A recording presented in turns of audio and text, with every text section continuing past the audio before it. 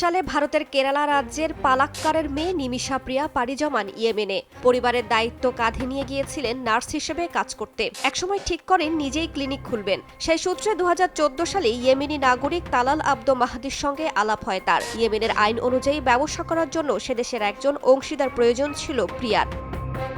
2015 সালে মাহাদের সঙ্গে মিলে নতুন ক্লিনিক খোলেন প্রিয়া। এরপর শুরু হয় দুই অংশীদারের মতবিরোধ। পরিবারের অভিযোগ, সঙ্গী হওয়ার বদলে মেহেদি হয়ে ওঠেন নির্যাতক। প্রিয়ার অর্থ ও পাসপোর্ট ছিনিয়ে নেয় মাহদি। প্রিয়া হয়ে পড়েন বন্দী। 2017 সালে একটি পানির ট্যাঙ্ক থেকে মাহাদির মরদেহ উদ্ধার করা হয়। পরে তাকে হত্যার অভিযোগে গ্রেফতার হন প্রিয়া। 2020 সালে রাজধানী সানার একটি আদালত প্রিয়াকে মৃত্যুদণ্ড দেন।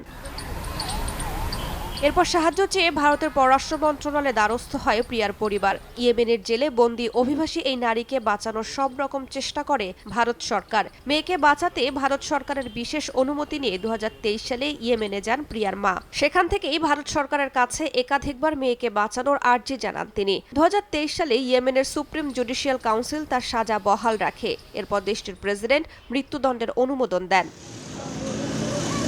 ভারত সরকার আইনজীবী নিয়োগ করলেও সফলতা আসেনি। এদিকে হাউথি নিয়ন্ত্রিত সানায় ভারতীয় দূতাবাস না থাকায় কূটনৈতিক প্রচেষ্টাও সীমিত হয়ে পড়ে।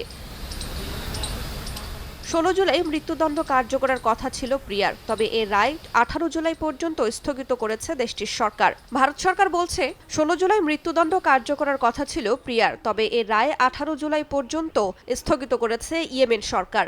ভারত সরকার বলছে প্রিয়ার প্রাণ বাঁচানোর একমাত্র উপায় এখন নিহতের পরিবারের সম্মতি আদায় করে ক্ষতিপূরণ দেয়া। এজন্য সময় চেয়েছিল নয়াদিল্লি, যা আপাতত মিলেছে। রাইসা জান্নাত, সময় সংবাদ।